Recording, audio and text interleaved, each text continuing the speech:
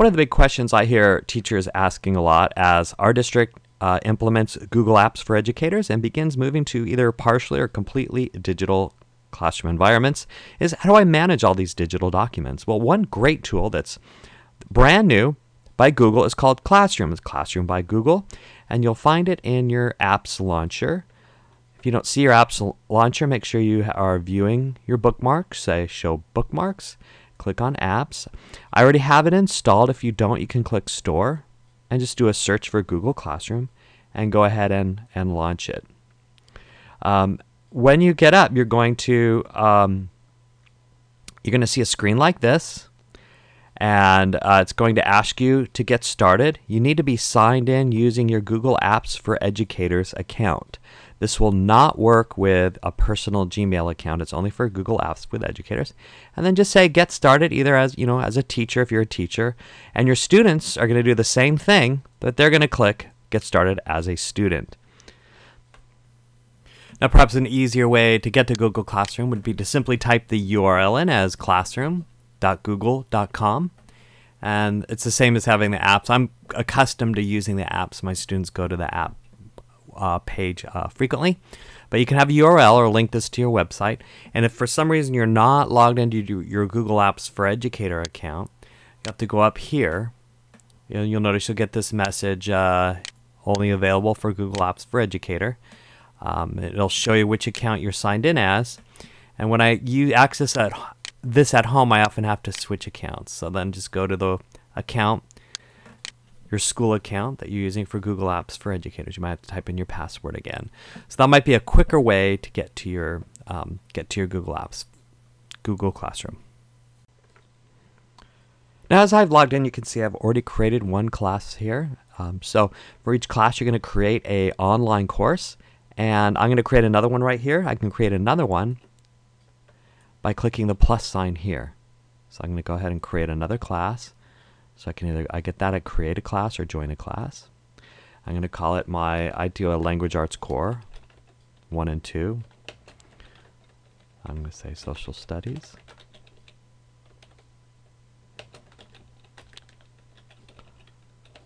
Two. And then I'm going to say Core 2. Roman numeral 2, and click Create. And now you'll notice it's taking a little time. It's actually building a folder in my Google Drive where when students submit things, all those things will take place. So here is my class. It's Social Studies 2, my Core 2 here. It's right there. And this is a very simple interface, which makes it really nice. And some of the complaints about some of the other course management systems or learning management systems they're difficult to learn. This is really simple. So here's to have students enroll. You have a class code that you can give them, or you can actually assign them to it. I'll show that in a little bit. So you have your stream, and all you can do is give announcements and assignments. So the assignments can be a Google Doc. It can be they upload a file to you. There's a wide variety of assignments that they can do, but it doesn't do quizzes, or there's no discussion forums or other tools at this time in the program. And then you can click here, Students. This would be where you'd see all your students. You can, in their emails, here's the class code. Once you get them enrolled, you can disable the class code, or you can make a new class code if you want to close off the class if you need to. Then it says this here, it's about your class.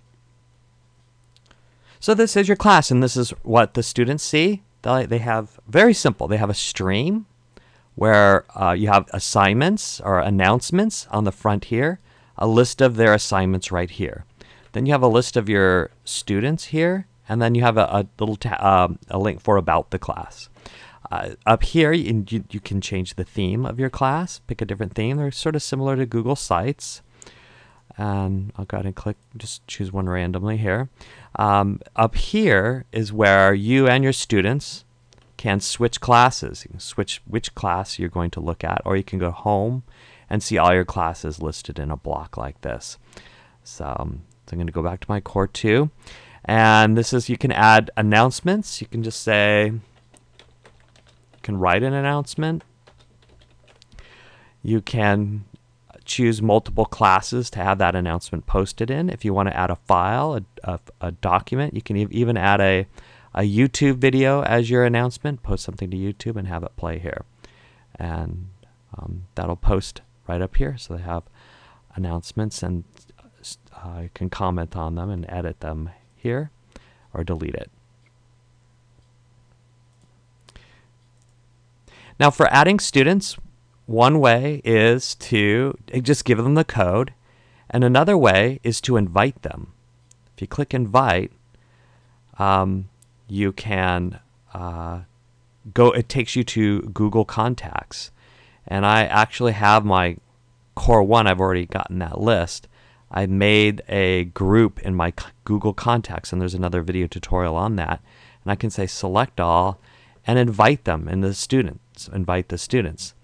And that way, they won't be automatically enrolled, but it'll look something like this. Let me switch to the other Core 1 class where I've already invited the students. They go here. When you see the students, that they have been invited to the class. And then instead of typing in the code, they simply click join. So there's no worrying about typing in the correct code. And it took me a little while to create the contacts, but I'm going to use my contacts with all my students in it for other things. It's for pushing out calendar events and sending lots of emails. Now, I did click join for a sample student down here, so it just says I have one student. But the others have been invited, and I can see they have not yet joined the class. But they have the invite. They don't have to type in any code. So that's basically how you get started with your Google Classroom.